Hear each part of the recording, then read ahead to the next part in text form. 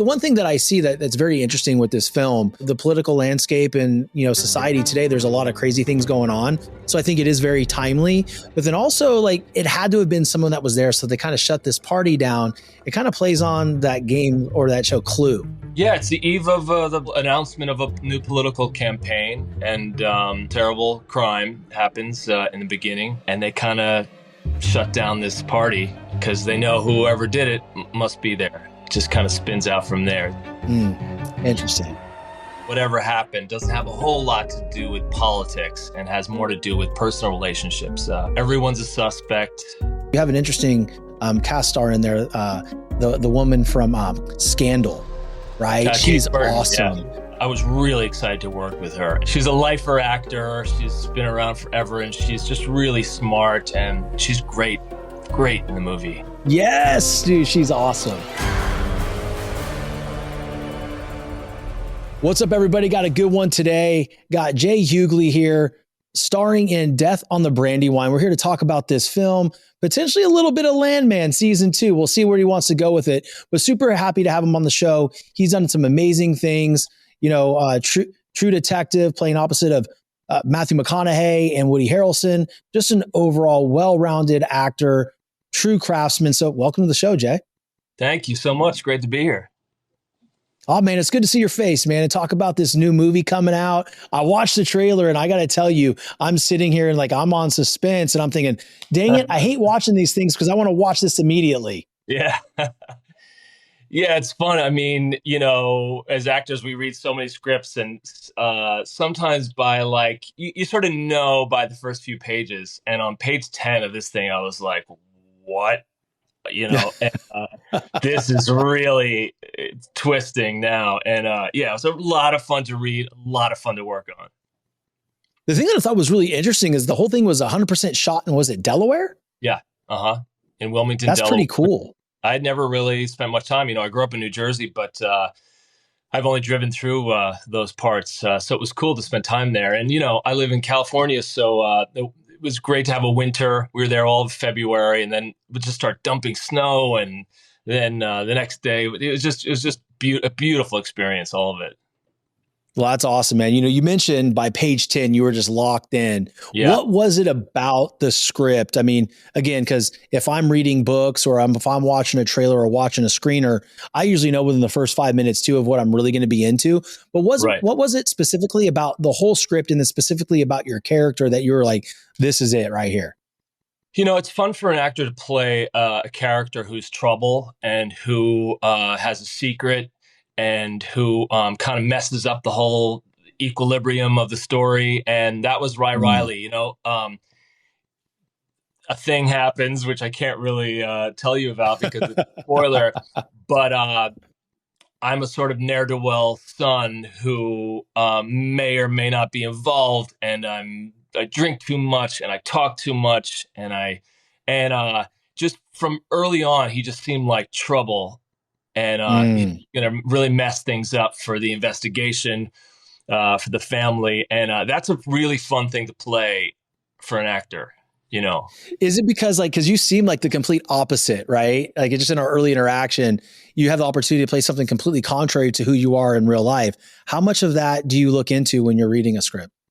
Yeah, I mean, it's, we all have to go around and, obeying the rules and, being a good guy, and, we're trying to get ahead in our careers and everything. So it's fun to play someone who just throws all of that in the garbage and, says what he wants to say and gets in trouble. And so it's a lot of fun to play someone who's totally contrary to who you are. My parents absolutely. I can only imagine. My parents would not have tolerated Rye Riley for 5 minutes. But it's really cool. Do you find when you're playing that, because that's not who you are, right? And you say we're always trying to be on our best behavior, but then you get to play this character like Rye Riley that's just off the reservation. Do any of like these underlying things that you wish you could do on a normal daily basis come out in that character? Because you're allowed to do that, right? You're allowed to kind of be off the cuff a little bit. No, I mean, I'm never been one of those actors who brings their work home at night. So Mm, as soon as the work day is done, I'm good. I'm good to go. I'm back to myself. that's cool. But That's it's cool. fun. That's an interesting. That's interesting though, because you hear a lot about actors getting caught in their character. Yeah. How real is that? It's never been very real for me. I will tell you, one time I did a play called Rabbit Hole by David Lindsay Abaire. It was a long run in Los Angeles, and it won the Pulitzer Prize, that play. It's really brilliant, and it's about a family that lose a child, and I played the dad. And about like 4 weeks into the run, I turned to another actor. I was like, I'm sad. I was like, I got to figure out when I do something like this, I got to figure out another way to work on it because that was the one time I was bringing it home. I'd go home at night and think like, okay, I gotta figure out another way into this character. Mm. How did you work through that? Luckily I only had a few more weeks left, but I'm lucky. I live in California, so I'd go for long walks on the beach. I'd dive in the ocean, something to kind of bring me out of it. Exercise always helps. Talking to a good friend, always helps. And knowing that you're really having an impact on the audience. We had great audiences for that play, and so it felt like good work. That's awesome because like everything you're mentioning, I think the viewers, the listeners right now, even myself can relate to grounding yourself in some way, shape or form, right? Whether you're a sales professional, author, actor, all the things being equal, it's nice to reconnect with the earth and just ground yourself, hop in the ocean and move your body a little bit, man. Yeah. For sure. Because you think, you want to keep doing this thing that you love doing. So you got to figure out a way to have your feet on the ground. And, I've never been one of those actors who thought you had to like really have the feelings of the character. I'm not a method actor. If I play someone who's drunk, which I do in Death on the Brandywine, I've never felt like I had to go out and really get drunk or show up drunk or, so yeah. I think if you want to keep doing the thing that you love doing, you got to find a way to be in the world and continue to do it and be happy, I agree, with my job, even in interviewing, I take on so much energy. Yeah. Right? Because I'm talking to so many different people and I have to find a way on the way home to kind of leave the briefcase at the mailbox, so to speak, right? The briefcase at the mailbox. It's like, okay, all the energy I absorb, I got to find a way to release it because it can affect me when I get home. It can leave me in a certain energy. So again, completely different industry and a different set of execution daily. But I really understand what you're talking about. Yeah, no, we're talking about the same thing. And, it's also not fair to the people in your life, your loved ones and your friends and stuff. And you got to figure that stuff out. So you're absolutely.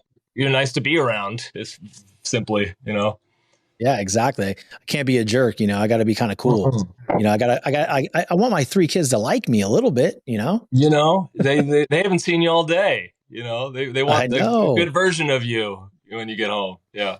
Yeah, that's a hard one, right? Because you have all the good intentions and you get home and like one little thing, if it's on your mind and you have to answer something, you can get tied back up into it. But I always try to find this strategy. Like as soon as I start cooking is my phone goes away for about 3-4 hours.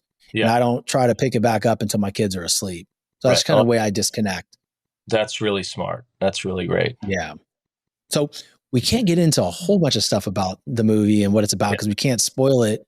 But what can you tell the audience? Just give the synopsis, right, of the plot of the movie. And then I want to talk to you because you have an interesting cast star in there, the woman from oh my gosh, what was it? Scandal, right? She's Burton, awesome. Yeah. Yes, dude, she's awesome. She's so intense and so good in what she does, and it was a really cool casting job by putting her in this role, from what I can tell. Yeah, she's. I was really excited to work with her, and she was even better than advertised. She's just like. She's a lifer actor. She's been around forever, and she's just really smart and really interesting to talk to. And so we were able to spend a lot of time together. And she's great. great in the movie. Mm. Yeah, it's the eve of a political announcement of a new political campaign, and terrible crime happens in the beginning, and they kind of shut down this party because they know whoever did it must be there, and that's kind of where it Mm. starts, and it just kind of spins out from there. It's really edge of your seat, great. God, you're killing me here, man. I'm just so jacked up to see this. Like, and I know I'm Yeah. trying to be very calculated on the things that I talk about and ask. But the one thing that I see that's very interesting with this film, and just going off of what you just said, it's there's the political landscape and society today. There's a lot of crazy things going on, so I think it is very timely. But then also, like you're saying, that it had to have been someone that was there, so they kind of shut this party down. It kind of plays on that game or that show Clue as well. Sure. Yeah, and it becomes pretty clear early on that whatever happened doesn't have a whole lot to do with politics and has more to do with personal relationships within the family, within the community. And it's everyone's a suspect. Everyone's got their eyes on them, and there's a detective, and it's a lot of fun. It's a lot of Clue is a good analogy. Yeah, I try, man. Like I'm wrong a lot of times, but I think I nailed that one. You did a great job describing it too. I just, again, I've only seen the trailer. Hopefully I can get a screener sometime soon, but because I'm dying to watch it. But the big thing is what I see so far is that it's high paced, right? Yeah. And in today's viewers, just in the audience in general, you have to continuously keep them engaged. What was it like being on set and really focusing on that tempo for all of you guys? Yeah, I mean, it's always the director that sets the sort of the. Starting something new is straight up scary. I remember thinking, what if this fails? What if nobody listens? But taking that leap changed everything, and having Shopify on your side makes it a whole lot easier. Get started with your own design studio with hundreds of ready-to-use templates to build a beautiful online store that matches your brand style. Get the word out like you have a marketing team behind you with easy email and social media campaigns wherever your customers are scrolling or strolling. Best yet, Shopify is your commerce expert with world-class expertise in everything from managing inventory to international shipping to processing returns and beyond. It's time to turn those what ifs into with Shopify today. Sign up for your $1 per month trial today at shopify.com/TDS. Go to shopify.com/TDS. That's shopify.com/TDS. Tempo or the mood or the pace of the film. And he always, Nick Wilkinson, who's just brilliant, he put that all in our head early on, that this thing's got to move. And you'll see, I mean, there's a lot of cameras whipping around and police cars and, motorcycles. And that's awesome, man. I'm excited. Yeah, I'm really excited. I know you guys have some early screenings coming out in early November. And, hopefully I can catch one of them, man. Hopefully there's one going on in my area. I'm sure there will be. They have that tradition of premiering a film where they shot it. So we're going to premiere at the Rehoboth Film Festival next week. Yeah. That's awesome, man. November. Awesome. I'm sure it's going to go well. Can't wait to hear about it. I know. Me too. I'm looking forward to it. So let's talk a little bit just about, your journey as an actor. All right. Yeah. As we all know, it's never an easy road, and no career is ever easy. Right. But Hollywood, in that type of industry can be very, very difficult. What are some of the things that you've, early on overcame, as far as adversity, and just tell us a little bit about that? Cause I think the audience would love to connect with that. Yeah. I mean, the thing I tell young actors a lot of the time is that you're signing on for a weird life. It's not a linear career at all. You don't get promoted. If you work hard, that doesn't mean you're going to be a vice president someday. There's not this linear ascent to this career. You've got to you're just constantly starting over. And the other thing I always say is get very good at the acting part of the job, Mm. the craft, because that is a commodity that they all need. You're not going to hold on to your youth. You're not going to hold on to your fame. You're not going to hold it. But if you're a good actor, and if you spend a lot of time in class and working on plays and working on scenes, if you get really good at the job of acting, they're going to need you. And Mm. that's a sustainable commodity. One of the things that I really just enjoyed you saying, and I've heard it from Frankie Faison and a lot of Yeah. other actors, that took a long time. I think it was 15 years before Frankie got his big break in Coming to America. But Yeah. when you look at actors and actresses, they talk about practicing the craft. Yeah. I mean, really diving in and understanding the process and what that looks like. Because I think to the outside world, actors and actresses, they go, they do a little audition, and then they shoot the movie, and then it goes out and like, oh, cool, that was great. But there's a big back into it and perfecting your craft. You guys are no different than professionals, just run of the mill in corporate, that are working to get better every day. Yeah. Exactly. And it's so important. And it's part of the thrilling thing about what we do is if you work hard, I go to an acting studio every Saturday, and it's all working actors, and we put up scenes from plays and stuff like that. And I'm always working, trying to get better and better. And you feel yourself getting better. And that's fun. That's a really fun lifelong pursuit, getting better at craft. And so, yeah. Well, that's what I really enjoy hearing, right? Because you've had a long career of a lot of amazing things that you've done, but every Saturday you're in with a bunch of working actors looking to get better. It just proves the point to people listening and watching that no matter where you're at in your career, no matter how good you think you are or how successful you have been, you have to continue to be a lifelong learner. Yeah, for sure. And it's, it's called Workspace Hollywood. And it's, whenever I bring a guest, people kind of look like, oh, whoa, they're in this class, or, oh, wow. Because everyone wants to do, we don't all get these opportunities to play these big parts in plays, and we get the opportunities that we get, and so it's nice to go in and work really hard at something that you've wanted to do for a long time, and you do see people getting better and better all the time, and working more, which is fun. I mean, there's a community aspect too, right? Because you can see other people grow, and I'm sure you guys are there for each other, communicating and encouraging each other. Absolutely. And that's the other thing I tell young actors all the time. I'm like, as soon as you can, get into a community of some kind of other actors, whether it's an acting class, do a play, because, you want someone to call at the end of the day and be like, oh, I didn't get that thing. And, will you read this with me so I can better at it for tomorrow? And, it's a tough business sometimes, and you want comrades for sure. Yeah. What is the hardest part about doing what you do? That's a loaded question, I know. Yeah, it changes all the time. I would say for me at this stage in my life, the hardest part is when you want something really, really bad and it goes to another actor. I'll be honest.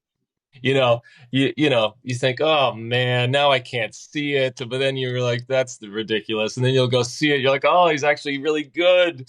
I mean, all that stuff is tough. And I've missed a lot of things. I've missed a lot of weddings. I've missed people's birthdays. I've missed christenings, all those things. Like, they can't shut down a TV show because I want to go to my buddy's wedding. Yeah. I can quit the TV show, but, I can't do that. So I've missed a lot of important events. That's a big one, I think. We're talking about sacrifice right now. Yeah. Right. In order to be really great at what you do, in order to have the sustainability that you've had in your career, there's going to be certain things that you miss. And I know a lot of people struggle with that. Right. Yeah. And I have to do it. And again, I have to do it in this business too. There's times where I need to travel and, go out to LA and film interviews, and I may miss a soccer game. I may miss a baseball game. In my previous life, that never happened before. Yeah. And so at the very beginning, it was very hard for me, Jay, to be, I'm going to miss something of my kids. Like, this is really difficult. I know. And part of me thinks, that may be a generational thing because, my dad's 92 and healthy and lives in Massachusetts. And he was just always missing stuff when I was a kid because he was always, traveling internationally for business. And he was just always, but when he was home, and he was really present with me. And, you get a little older and you realize like, oh, he was out making money. He was out having a career, pursuing his passion. So that I could go to college or, so that I could go to school. And, you realize those things, they come later on, but yeah. Yeah. How much of, going back to that and reflecting on that, what your dad did, traveling so much, in your words that he wasn't around much because he was having a career. How did that shape your work ethic? I mean, my father was really good at, I remember when I told my father I want to be an actor, he was like, that's literally the only thing I don't know anything about. Like, I can't help you with, I can't help you at all. Like anything else, I could give you some advice or business or, but I think the way he shaped me the most in terms of my career is that he showed up for every single play I was ever in. He sat in the front row. He was proud of me. He just, once he knew what I wanted to do, he was on board and supported me in every way he could. And that is huge. And I realize that the older I get, the more I realize, like, had my dad even flinched, said, nah, the acting thing, I don't know, I might have switched gears, but here I am. That's important because there's two things here that I want to explore. One is being present when it matters. Right. He didn't miss anything, front row. And he didn't flinch when you mentioned what you wanted to do. Growing up, Jay, I played baseball my whole life, went to college and played baseball. All I wanted to do was be a Major League Baseball player. You could not tell me any different, bro. I was like, you're going to tell me I'm not doing this? Well, then I would write you off. I'd cut you out quick. I don't care if you're a family member. I didn't have any time to listen to people tell me I couldn't do something. Yeah. How important was that? Because, that career, your career is almost untouchable for a lot of people. And when someone says, I want to be an actor, or even me, when I broke off from corporate America saying, I'm going to grow this podcast, people looked at me like I had 7 eyeballs. Yeah. And it's very important to be super comfortable with your gifts and what you feel your purpose is to move forward. How did you, again, because your family supported you, but how about the other people in your life? What were some of the things that they said to you when you became very public about what you wanted to do? It is so important not to listen to people's opinions about what they think you should or shouldn't be doing with your life. I really believe that. I had an acting teacher early on that said, like, pick 3 people. Pick 3 people that you completely trust and just turn to them and go like, hey, was I good in that? Or should I do this? Or what do you think of this? And I think that's really important. You got to cut out all the noise because it's crazy. It's crazy what we want to do. Being an actor is you have to be partly insane, I think, because the no's that you hear along the way just keep coming. And so you gotta shut out all the noise and focus on what's in front of you.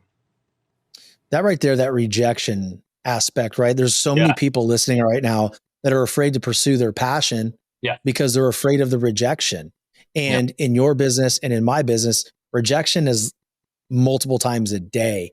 Yeah. How would you, I would say, give them advice on to move forward with what they want to do despite the fear of all that rejection?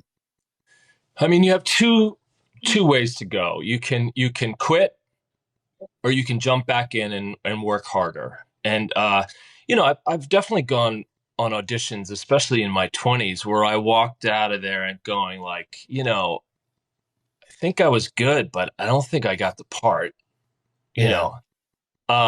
I didn't grab that. I didn't get it. And then you pivot. You're like, well, what can I do? What sort of choice could I have made that would have made the room go, whoa, that's weird. That's great. Or that was scary. Or he's the guy. Or so you just have to go back in and work harder. If you really want this thing, you've got to work really, really hard and not give up, and don't listen to the noise. Yeah. So I think there's always going to be a level of noise. I can remember going back when I left teaching to go into sales, people talked. Yeah. When I left sales career to go into this, people talked. For sure. And it's always going to be that way. And I always think about this, and it could be, I could be completely off base. I could be wrong, but I always say, listen to the people that are doing what you're doing, that have been very successful at what you want to do. And outside of your own opinion, those are the only ones that matter, because why would you turn to somebody that is not even doing what you're doing? And you're asking them for help, and you're holding their opinion and allowing it to impact your confidence in this. Starting something new is straight up scary. I remember thinking, what if this fails? What if nobody listens? But taking that leap changed everything, and having Shopify on your side makes it a whole lot easier. Get started with your own design studio with hundreds of ready-to-use templates to build a beautiful online store that matches your brand style. Get the word out like you have a marketing team behind you with easy email and social media campaigns wherever your customers are scrolling or strolling. Best yet, Shopify is your commerce expert with world-class expertise in everything from managing inventory to international shipping to processing returns and beyond. It's time to turn those what ifs into with Shopify today. Sign up for your $1 per month trial today at shopify.com/TDS. Go to shopify.com/TDS. That's shopify.com/TDS. Thing. It's just like, and a lot of times too, the people that are going to come at you the hardest, it's not about you, it's about them. You're reminding them that they're not chasing their dreams and they're not doing enough. I mean, 100%. That's exactly right. I always had an acting teacher early on that said, if someone disparages your career or your choices or whatever, even if it's in a little joke or in a little aside or something really subtle, never let it go. Politely confront it, and we all have them. We all have that uncle who says, like, it's a tough road you've chosen. I don't know, how long are you going to give this thing or whatever.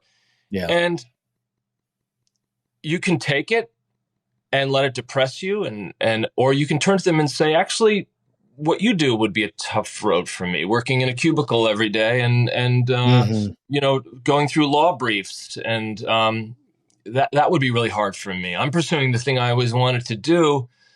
So every day, even if it's not a good day, it's great for me. Can you pass the potatoes? Yeah.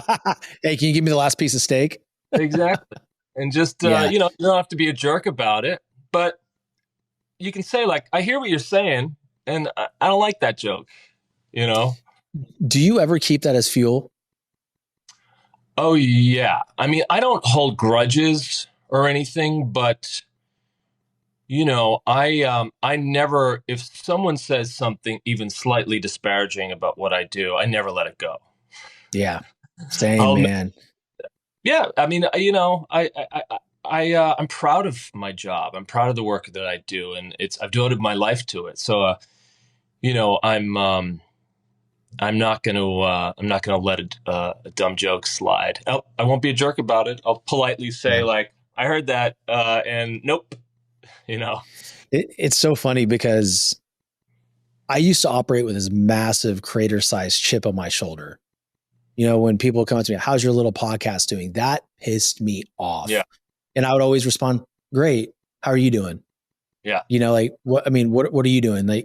But for me, I always keep these comments as I always say, like, all you're doing is putting rocket fuel in the engine, bud.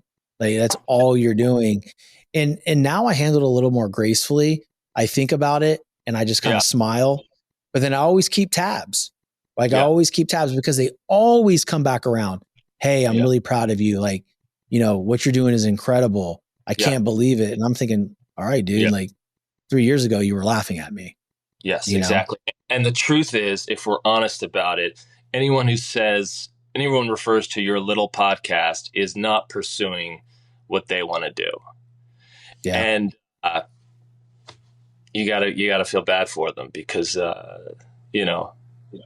if they're hating on you, then, something's wrong. Well, it's funny because like people make jokes about people, but like me, right? They did like, what was the show? You People with Jonah Hill. Like he quit his career and he started a podcast. I'm like, oh my God, like me quitting a massive corporate sales career to start a podcast. Like that's like the most douchey character in a series. Like they make fun of people like me. I mean, if we're gonna go through the long list of actors being made fun of and things, and no, yeah, I hear you. Sure. Yeah, we just got to let it slide off our back and go forward. Yeah, I think it's always important too to think about why you're doing it, right? Like why did I choose this career? Why did you choose your career? What was the path? What's the reasoning behind it? And when you can dive into that purpose every day, the noise goes away. Because you're on a different mission. They can't even comprehend what I'm doing, what you're doing, right? So I'm going to give them some grace, but I'm going to take that foot and I'm going to put the gas pedal down. I'm like, you're going to feel me. Yeah. You're going to see, I still operate like that a little bit. Yeah, that's exactly right. Yeah. It's fun, man. It's fun. What has been the one job that you did not get that you felt you were going to get that really just ate you up? Wow. I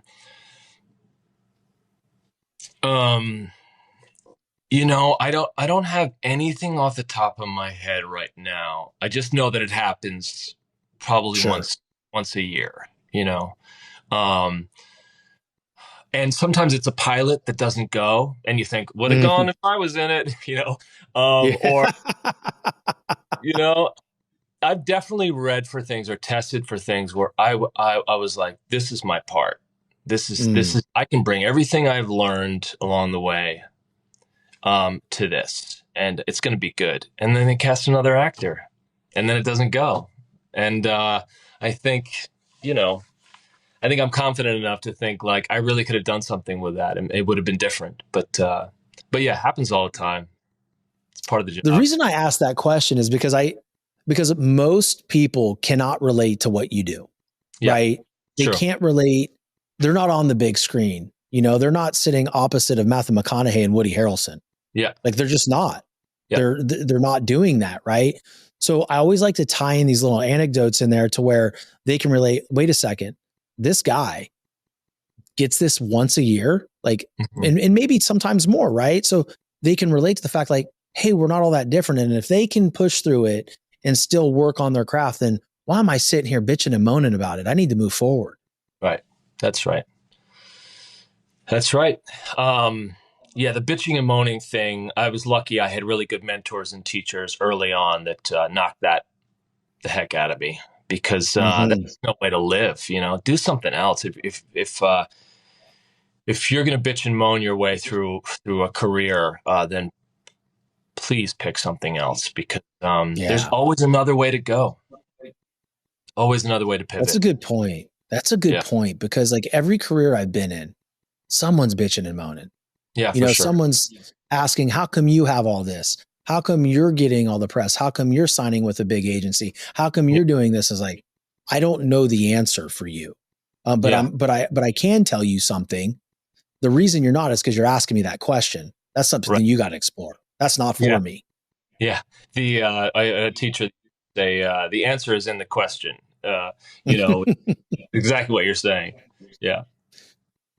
You mentioned mentors, right? Who has played the biggest role in your development that has inspired you the most in your career? There's a great acting teacher, Milton Katselis. He died in 2008. And I started studying with him right when I came to Los Angeles. And he was just, he directed a bunch of movies in the 70s, Butterflies Are Free, and did a lot of theater and worked with a lot of the greats, Bette Davis, Jenna Rollins, all the way to George Clooney and Michelle Pfeiffer. And he was just a really great teacher. And he was kind of a crazy old Greek guy who, I was this polite kid from New Jersey who wanted to be an actor. And the way he talked to me, It's just no one had ever talked to me that way before. And that was really important in my journey of an actor. You know, I would do a scene for him and he'd say, "Why the hell are you so polite?" You know, and, you know, stuff like that. He's like, "Be polite in your life, for your friends and your family, whatever, but not up on the stage. You know, we gotta find out who this person is. We gotta, you know." And he really, he believed in me. He trusted me, and he beat the polite out of me in terms of art and my work, which I think I needed at the time. So what I'm hearing is he just challenged the hell out of you. He did. And, you know, he really would say, like, "Do you want this thing? Because you're not going to get this thing by being, you know, this sweet New Jersey kid who's polite all the time. You can be polite with your agents. You can be polite with your colleagues. But on the stage, you need to be this guy that you're playing. And you gotta find that thing." And it was really all about being an artist. He'd say the same thing to a painter or a sculptor, or, you know, toss that polite stuff out the window, because you got to get to work. What I'm really hearing is that he cared. Yeah, for sure. And you know, I think my first scene I ever did for him, he said, "You know, you're good. You're good." He said, "You know, there's a bit of an apology in your work. I can smell it, you know." And I said, "I'm sorry." And the whole class, I didn't even hear myself say it. Like, I didn't think about it. I just apologized, and the whole class burst out laughing. And we were on our way, you know? Yeah. He's like, "That's pretty cool. It just, yeah, we got to get rid of it." It's so funny because right when you said there's a bit of apology in your work, I knew right where you were going. I knew you were going to apologize. Right. So that's a lot of deep work though, too, right? That's a lot of getting through things. You know, how did you work through that? You know, it's that thing of whatever you want to call it, fake it till you make it, or you know, you act the part of someone who is not that way long enough. You know, I remember early on in auditions, I would, you know, I'd act the part of an actor who deserved to be at this audition in this room. I'd say, like, "Hey, do you mind if I move this chair over here?" And I would kind of run the room. I'm like, I'm gonna use this for the chef and use this for the lawyer, and I'm gonna put this chair right here. And the casting director would be like, "You can do whatever you want." And there was something about playing a character of an actor, even before the audition, who deserved to be there, who was right for this part, and it didn't feel natural at first, but it does now. How do you prepare, like, for this specific role, and, you know, Death on the Brandywine? How do you prepare on your own to get in this mindset of playing something completely opposite of who you are? I mean, everyone's different, but I always look at, like, how are we similar is the first thing I look at, and you know, how does he dress? How does he walk? And then you just bit by bit think about what he wants. You know, he wants his father's love. He wants he wants to stop drinking. He wants to be more successful than his brother. So, you know, with Rye Riley, I really looked at where he had messed up, who he wanted to be, and you just build it bit by bit. And break it down scene by scene. You think, like, what does he want in this scene? Does he want the drink that's sitting on the other side of the room? How's he going to get it? So it's just you just go very slowly and bit by bit. I love the, and again, like, the audience listening, like, you just heard Jay say bit by bit. Yeah, that sounds very small, but that's everything. Yeah. That is everything in life. Like, no matter what you're chasing, you have to go from stage to stage to stage. Yeah. It's all in the little bitty micro movements. And I love that you brought that up. Yeah. And you got to have patience. You know, you got to have, you got to know that if you go bit by bit and if you really take your time, the end product is going to be good.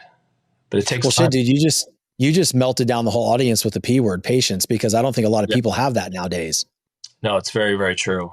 It's very true. And it's everything. Yeah, I hear you. And it's hard. I'm not saying it's super easy to be patient. Like all my people that are, my team, my production, like everybody that's involved in my company knows that by nature, I'm an extremely impatient individual. Yeah. Like I want it now. I want to grow now. But it's important for everybody to work backwards and go, okay, here's the end goal, but what do I need to do every second of the day to move myself towards that and really fall in love? And I talk about this on every show, is the moments in the journey. Because once you hit that, massive milestone, it's almost like there's this moment where, oh, what now? Yeah. And what I realize is like, I love the chase. I love the work. So now I got to take this endpoint and move it way the hell up here and start to chase that, Yeah, that's right. And, there's no other way around it. I mean, you have to put in the work and then, I always say to young actors too, once you've done all the work, then you kind of have to throw it out and grab it by the reins.